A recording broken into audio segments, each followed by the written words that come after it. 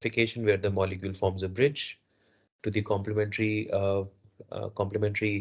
adapter, the adapter part, which is immobilized in the glass surface. You would essentially get multiplication of a single molecule. Now that single molecule is going to be multiplied multiple times, and you're going to get a cluster of exactly the same molecules, which would again be socially distanced because the original molecules were socially distanced.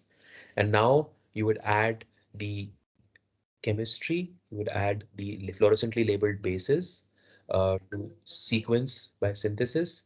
That is, you are essentially going to add these fluorescently labeled sample these dyes, and after each and you will add them in together, and after each addition you will take a photograph of all these clusters. This is how the photographs will look like. After taking the photograph, you will cleave away the fluorescence, and then you will add the next base onto it, the next colored base onto it. Then you would basically take the next photo and so on and so forth. So this is basically each of them is called a cycle. And then you can essentially read the sequence of each one of these clusters. And now at the end of it, what you obtain is specific, what's called as reads. That is, each of these clusters is going to give you certain number of reads. This is That's how it actually physically looks like. So this is a glass slide. So this actually is this, I mean, this is not the real size.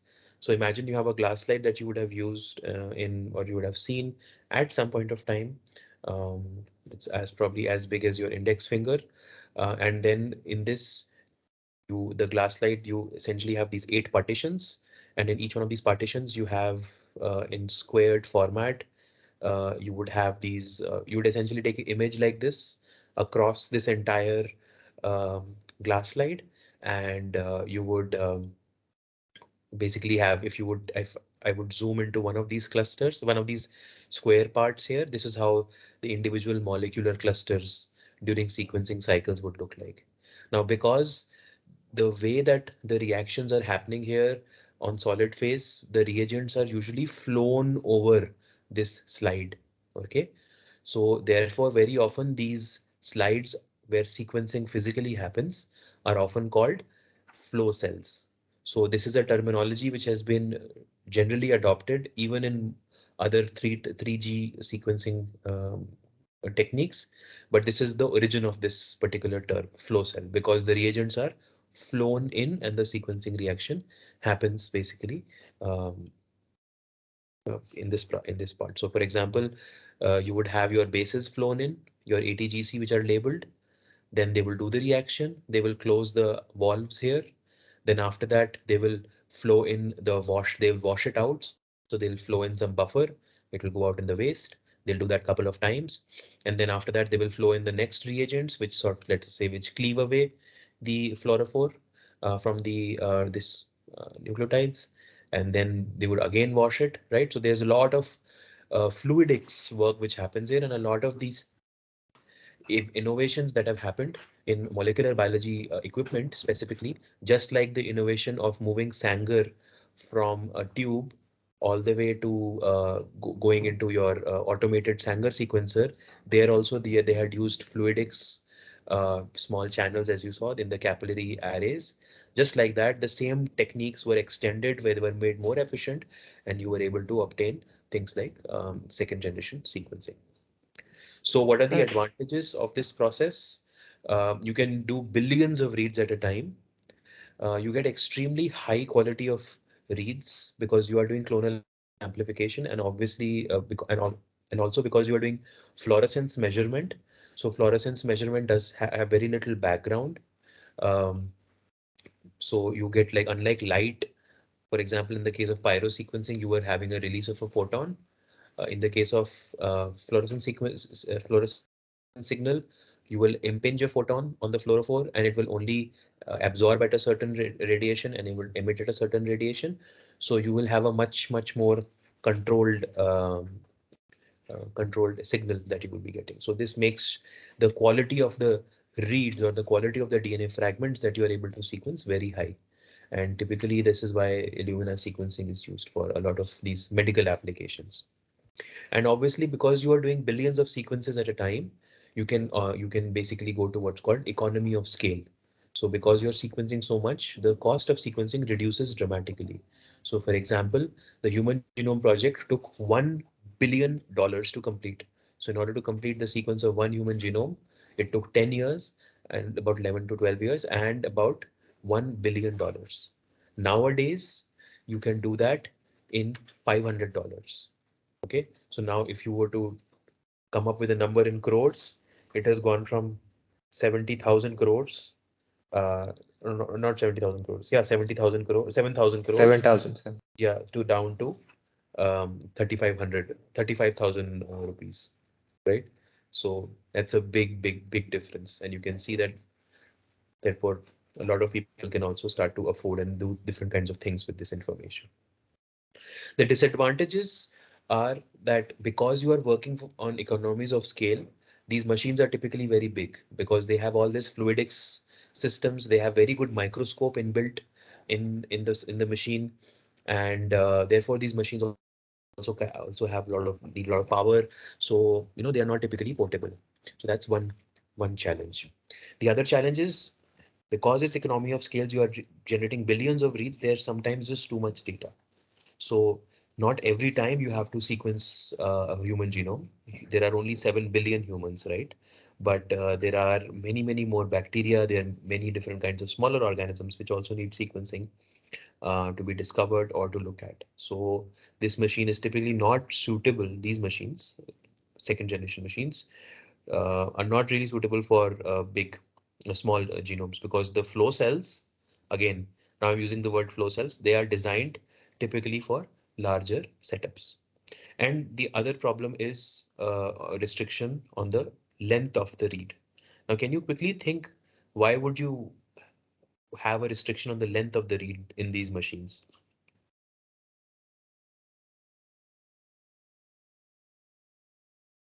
These are the clusters that you are getting. Do you think that the clusters Yes, are sir. going to be something is going to happen if you have longer reads, let's say? Sir, we have this a small fragments that is a small fragments that is attached to that solid surface that will attach with each other. If they will be longer, then we have to give longer gap between them. So it Exactly. will be. So the longer, if you are having longer fragments, they will start to overlap more. So they have to be distanced more because they will be forming larger bridges. If they will be forming larger bridges, because of that, they will also be forming much larger clusters. So then the number of reads that you will be getting is going to be reduced from your samples.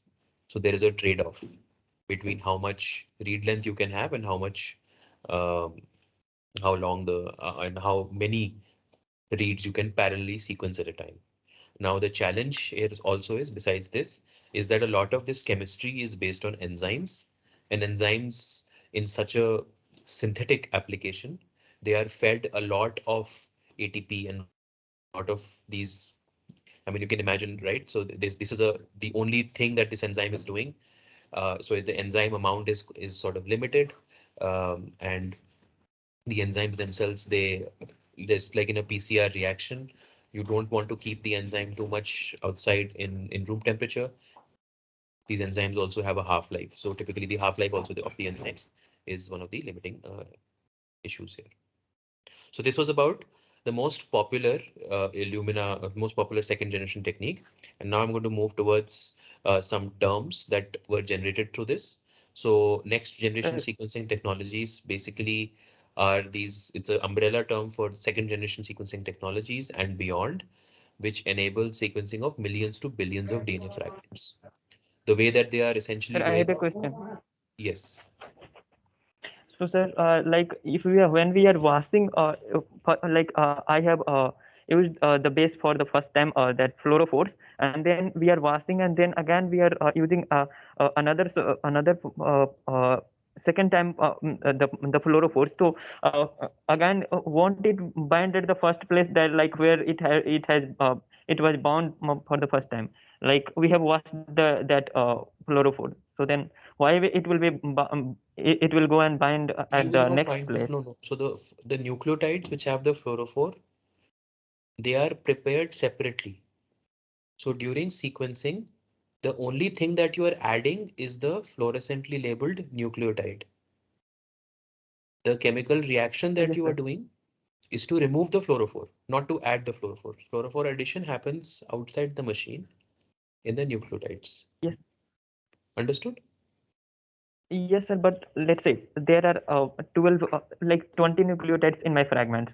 So first Yes. time when I will, when I'll flow this fluorophores, it will go and bind at place one, and then I will wash out, and then again I will flow that, and that will why it will bind at place two and not at place two, because that I have anyway washed out before flowing this second time uh, So this let me show fluorophore. you here. Let me show you in the example of this. I think you are not reading the slides, no, Ratnesh, ever. You have made Sir, like a I have read this. you have read, okay. So what happens is, so we are having this fluorescently labeled nucleotides. Okay. The nucleotide is fluorescently labeled with the fluorophore. Yes, And yes. the 3' end of the nucleotide is blocked. So at a time, only one nucleotide, which is fluorescently labeled, can be added to all the cloned molecules in the cluster. Understood? Okay, sir, understood. Yeah. Now Yes, sir, what you do understood. is, now you take this DNA gets in it, this fluorophore gets incorporated in the DNA. You take a photograph of this. Okay. Now you unblock the 3' end and you cleave off the dye. Okay. So Okay, now sir, you okay. took the photograph. Now you also have to remove the fluorescent signal from the this thing because you know that this dye was there. And now because you have unblocked it, now you would put the next mixture of ATGCs which have the fluorophore labeled. So these ATGCs are already labeled. The fluorophore is not added here. These are chemically synthesized beforehand. Yes, sir. Okay. Then Understood. again, understood? Yes, sir. 100% clear? Yes, sir. Okay.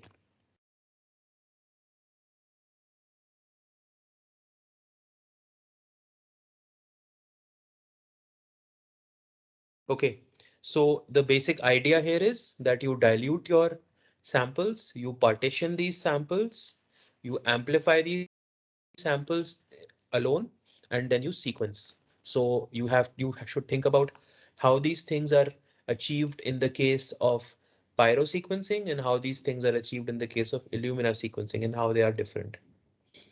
I introduced you the term of library, which is basically a complex mix of initially individual unique DNA fragments, which are generated from an input DNA sample that needs to be sequenced. Okay. Library amplification is basically ideally amplifies each DNA fragment at the same rate to retain the complexity of the initial library. Okay. So let us say, let's take the word sequencing and let us break it into four mers. So you have seq, you have eq, right? You have queen, you have uquink and sync, right? Just like that, you'll have fragments. Now you will also amplify them so that these things, you have enough number of copies of each one of these fragments, which we are finally going to go and bind to the glass slide. Because typically you are also, whenever you are working with chemical reactions, you have to remember that a lot of things are random, right? So it's possible that randomly not all the DNA fragments are going to bind. No chemical reaction actually happens 100% of the times. So if you were to prepare this library like this, right, though you are not sure that each and every fragment is going to be bound to the glass slide. So some fragments might just not bind. So you have to amplify the fragments enough number of times so that each fragment gets a good chance of being represented on the slide. So this is typically why library amplification happens. And library amplification is would be amplified using what? Can somebody tell me how one would be achieving this amplification?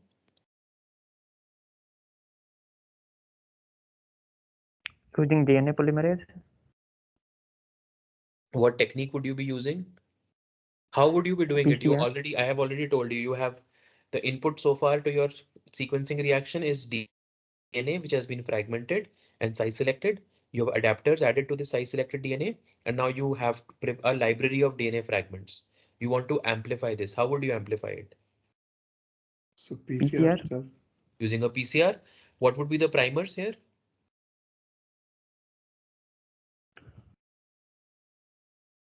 Primers will be that The sequences at the ends. a Um, small Adapters. barcodes. this. Adapters, right? Your Yeah, adapters. sequencing primers will also be adapters, which are complementary. So, or complementary to a part of the adapters, most likely the ends of the adapters, right? So you would be doing a PCR. Now, whenever you are doing a PCR, there is an assumption that all the DNA molecules are getting amplified at the same rate. Remember, now we are very concerned about molecules here, right? Because ultimately we want to sequence a single DNA fragment. Therefore, we are very concerned about the amplification rate. Do you expect all the DNA molecules to be amplified at the same rate?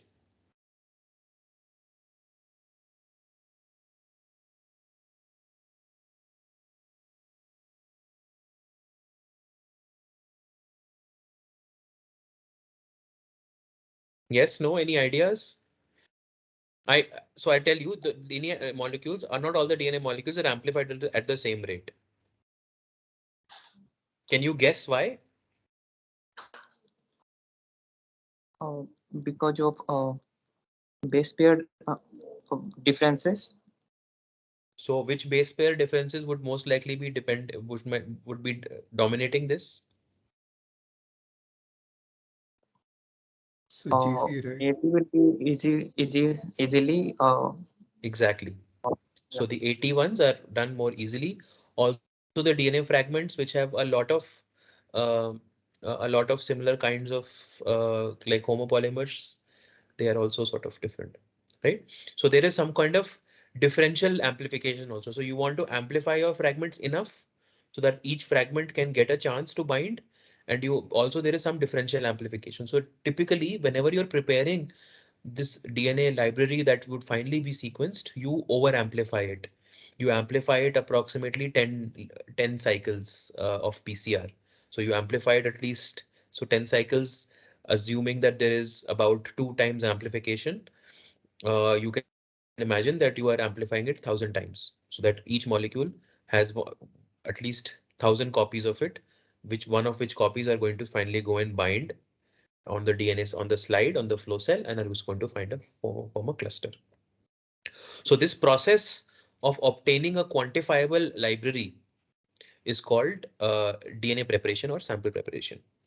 Also, this by doing the process of PCR, you also ensure that you are specifically only using those DNA fragments which have an adapter attached to them specifically.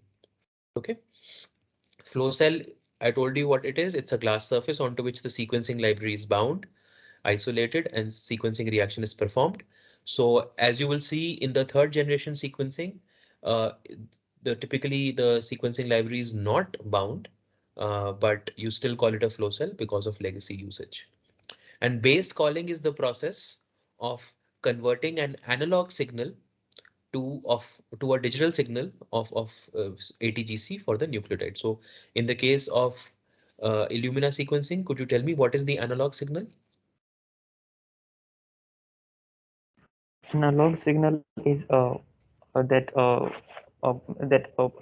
that is generate that is whatever we are getting using that microscope and camera.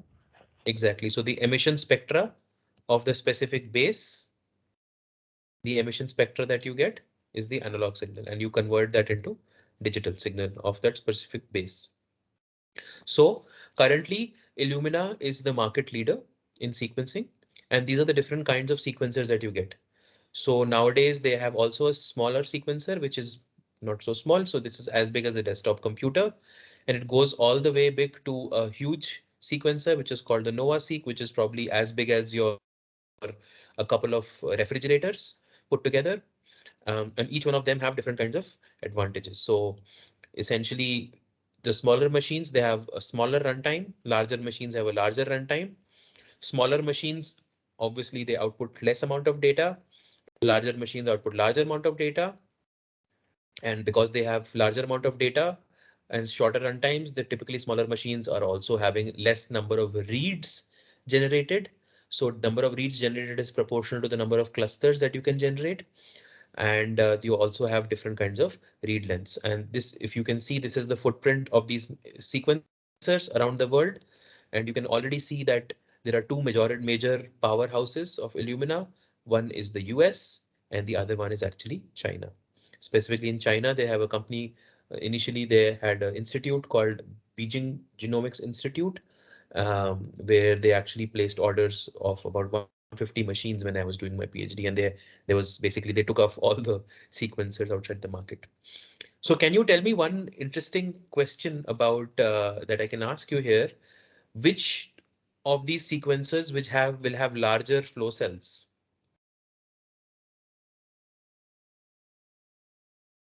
The flow cells should be same in all. So they should have same like size. They can have a larger number, I guess. So larger number of flow cells. Let's say all of them have similar, all of them have a single flow cell. Do you expect the flow cell sizes to be different between these techniques, between these platforms? Okay, Sir, so can here you is a question. explain the Here is a question? question Yeah. that I want you to think about is how are they getting different number of reads, right? So you're going from 4 billion reads, 4 million reads to 20 billion reads. So it's almost 4 orders of magnitude difference. So how could they be achieving this? Think about it and we can discuss it next class. So now, as I was telling you about the Chinese Institute, BGI, which bought all the machines from Illumina initially, as soon as they hit the market, thinking ahead. They also acquired another company which was called Complete Genomics, which has now been put, the company is now releasing its own sequencing machines, typically of like the how the Chinese innovation works. So they initially also used the same idea. They also did dilution. They also did partitioning. They also amplify and they also sequence. But what they do is differently is the process of amplification. And here they amplify instead of using bridge PCR, which was patented by Illumina, they use another technique of forming DNA nanoballs using what's called rolling circle amplification. So how does it work? You have a DNA fragment like this. Again, you attach adapters to it. You make it single stranded by heating it, and then you circularize it. Okay. So these particular two ends would be complementary to each other and they can form circles. Now, after you have circularized it, you can use a primer which spans 50% of the side on one part of the adapter, 50% on the other adapter. And now you can use an enzyme So called a just a phi. second. Yeah, So how exactly do they circularize it? they circularize because they are complementary.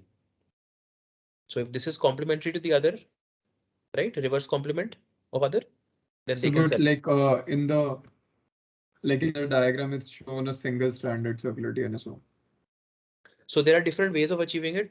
I can discuss more about it. So one way of achieving it is to do a blunt end circularization. So if you basically dilute the molecules a lot and you have a DNA ligase, then most likely this end is going to find this other end because all the other molecules are separated apart. So that is one way of doing it.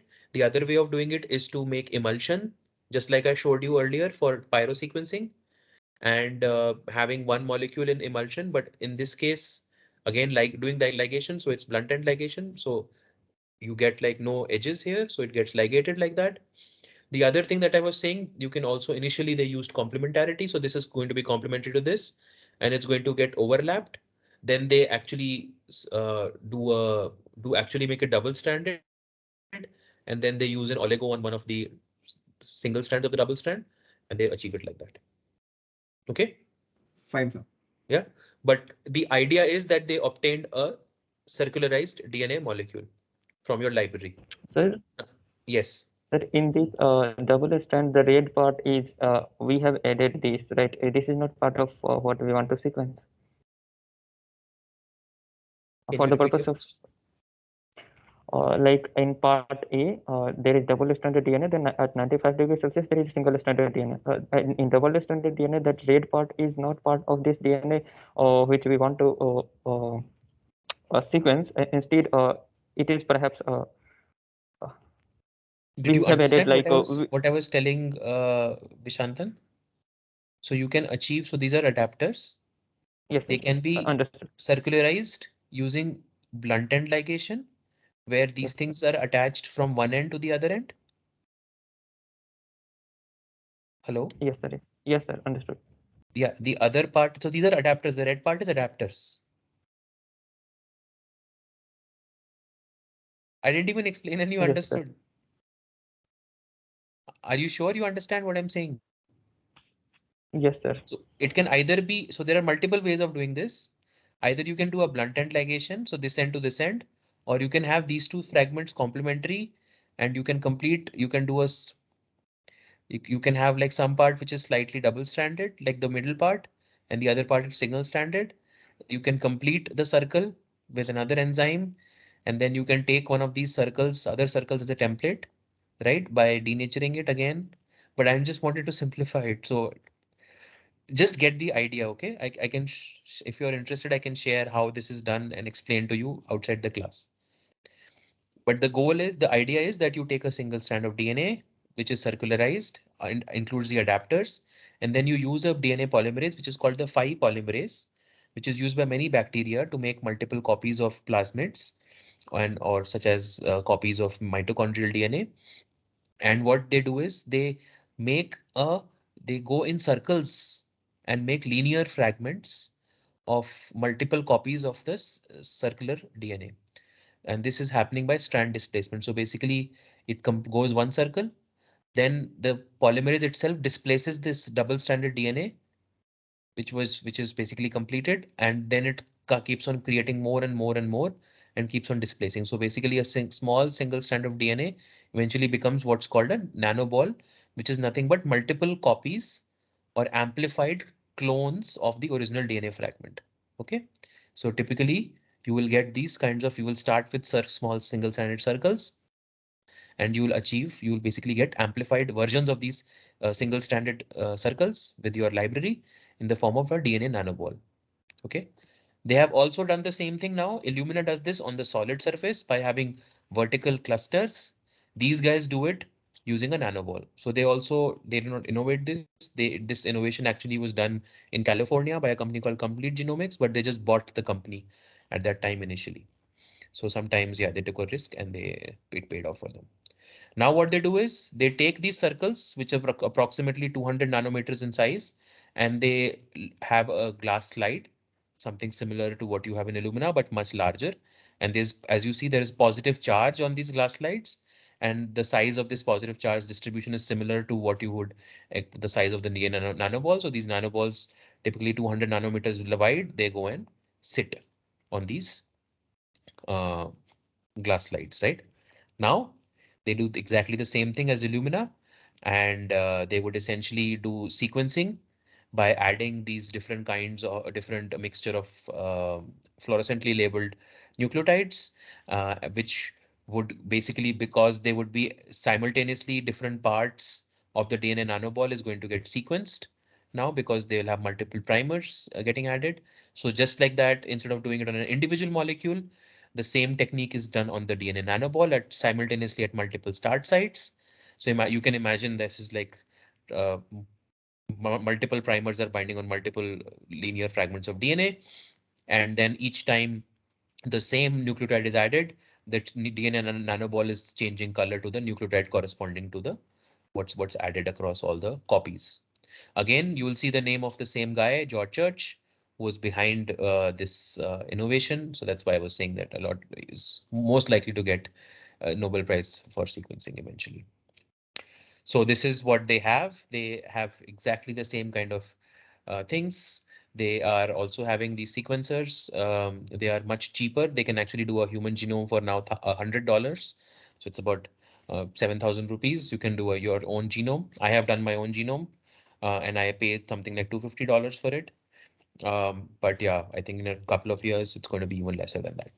And this is how these machines look like. They're also high throughput. They can make lots of reads.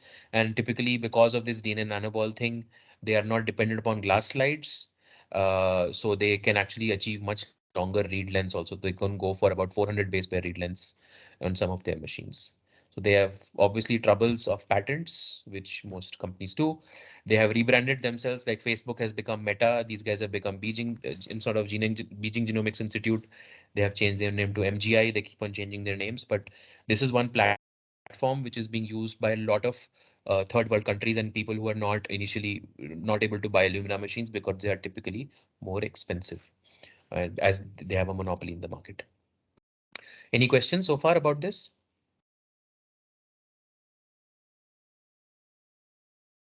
All right, so now we go to third generation sequencing. So third generation sequencing, specifically, I'm going to discuss Oxford Nanopore. And before discussing the actual technology behind the Oxford Nanopore device, I want to discuss the technology behind it. So there is a bacteria called Streptococcus. So it's a circular bacteria, coccus. It has a property of forming pores inside red blood cells when it infects them. And these pores essentially puncture the red blood cells, and all the contents of the red blood cells are now leaked out in the surrounding area to feed the bacteria. Okay, the bacteria achieves this by a protein called hemolysin, which basically polymerizes on lipid membranes to form these pores and essentially forms holes in lipid membranes. It's very nice. People were studying this phenomena in bacteria for a very long time, and they were intrigued by it, by the actual uh, physicality of this process.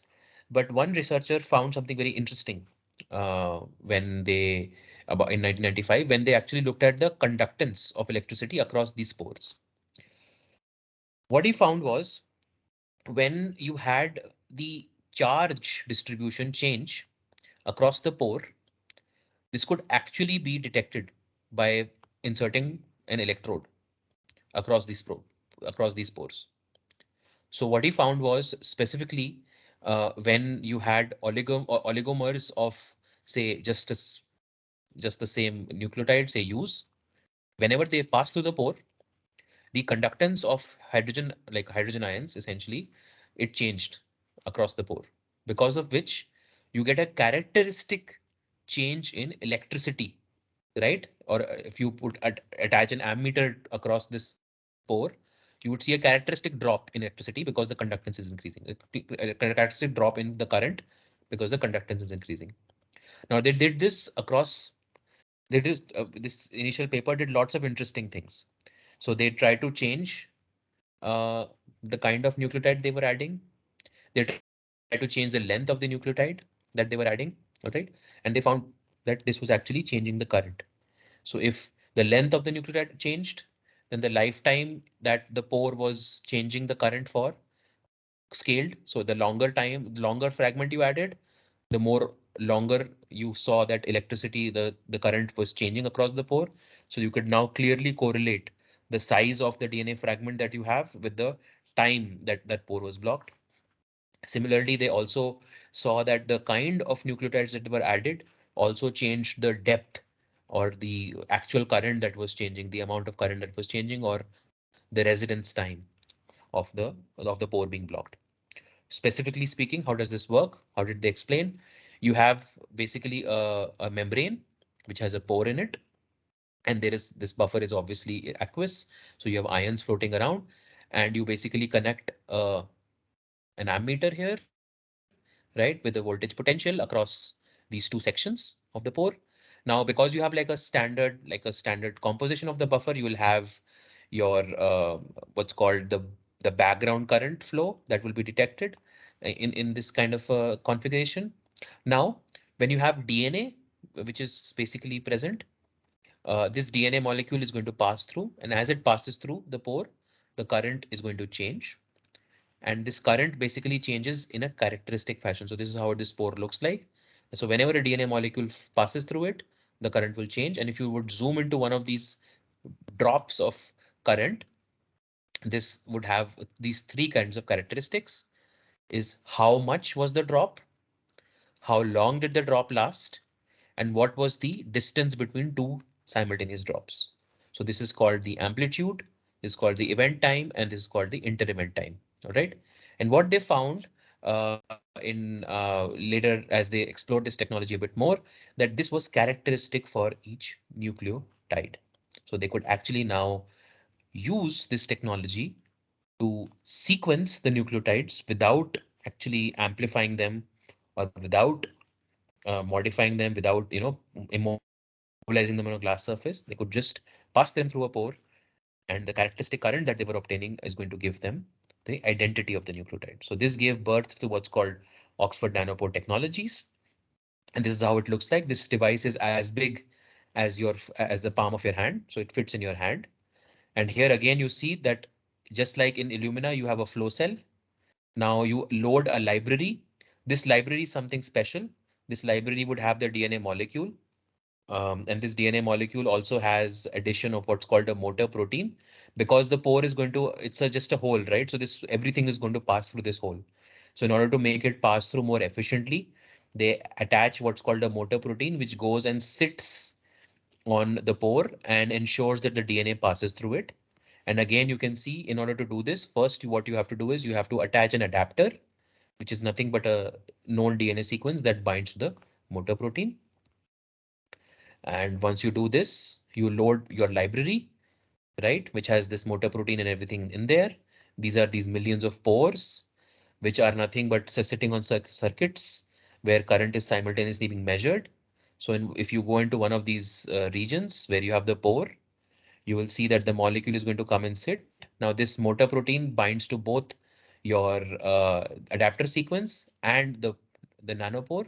And then as soon as the motor protein sits, it activates and it starts to thread the DNA molecule through the pore.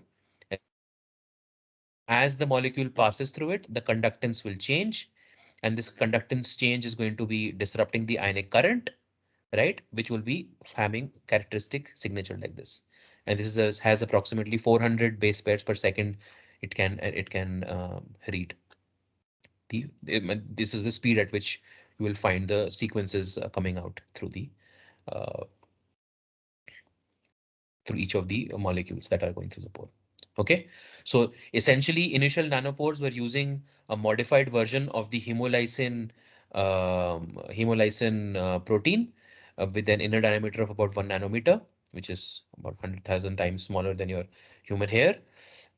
And what nanopore essentially is doing in the background, what they have done is they have a lot of, just like the initial experiments, they took lots of U's and they try to see the characteristic currents of different U's. They initial experiments, what they did was they did a combination of these different kinds of molecules, right? Which they already knew what the sequence is, and they passed to the core and they generated what's called a background data set. They generated ground truths. So they know, okay, if you have a series of U's, how does it look? If you have a series of A's, how does it look? If you have three A's and two U's, how does it look, right?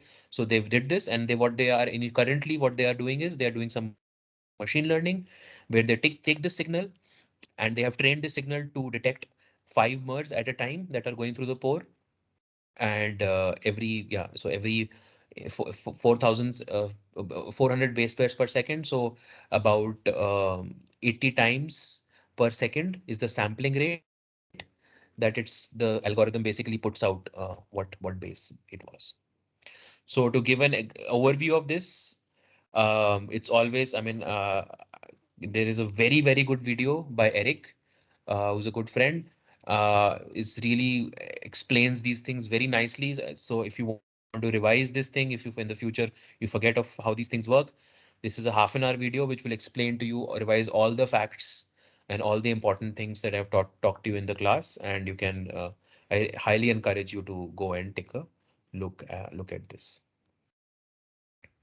Okay, so this is the conclusion of the technologies behind bioinformatics currently.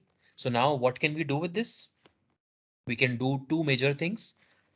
You have copies of your DNA molecule. You break them into pieces, you prepare a library, you amplify this library, and you sequence. Okay. Now you can do two things from this, two major kinds of applications.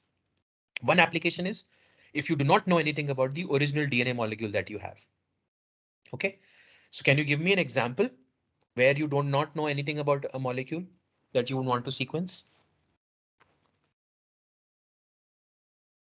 Like an unknown species that we have Unknown found. species. Sir, if we discover a like novel strain of bacteria or like virus, whatever, like Yeah. whatever. So it's an unknown species, right? So whenever you have an unknown species, you don't know the DNA sequence. So there, what you are essentially have to do is you have to take all these fragments, you have to overlap them like a puzzle. And this problem in bioinformatics is called the problem of assembly of DNA or genome assembly. So next class, we are going to talk about this next module tomorrow onwards. The other problem is when you know the original sequence of the DNA molecule. Okay, this problem is called mapping. So here you already know what the original sequence of the DNA molecule is. Can you give me examples of mapping problems?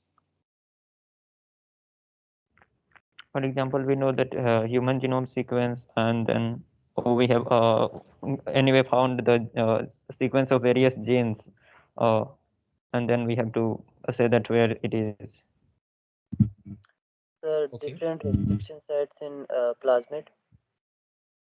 Yeah, Find plasmid also you know the sequence. Human genome, you know the sequence. So once you know the sequence of human genome, we know from the project that 99.9% DNA is equal, right, between humans. So then you don't have to assemble the sequence all the time, right? You already know that most of it is going to be similar. So now all you have to do is you have to go and match fragments to a previously known contiguous, continuous chromosomal sequence from one end to the other end. Somebody else wants to give it a try, something which is very important for what is happening now.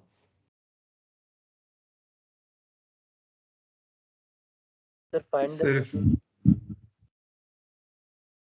Yeah, Deepak. First Deepak, then Vishantan. finding the mutations in virus that how it is changed at which nucleotide by comparing it the already known sequence. Right. So once the coronavirus, original virus was found, after that, every new variant, what they are essentially doing is they are not assembling it. They are just mapping it to the original one and seeing where the mutations are happening. Okay. Yes, sir. So there are also other applications of mapping, which I'm going to come to when I'm going to discuss how mapping algorithms work. So that is the end of this section, this module of high throughput technologies. Again, I am highly telling you the detail in which and the amount of time that I have spent on this. Usually you will not find in any other course anywhere, even on the internet. So to the best of my knowledge. So please go through the slides. If you have any questions, ask me because this is my direct area of research. And I can assure you that I will definitely clear all your doubts regarding so this. I had a question regarding the assembly of the genome. So,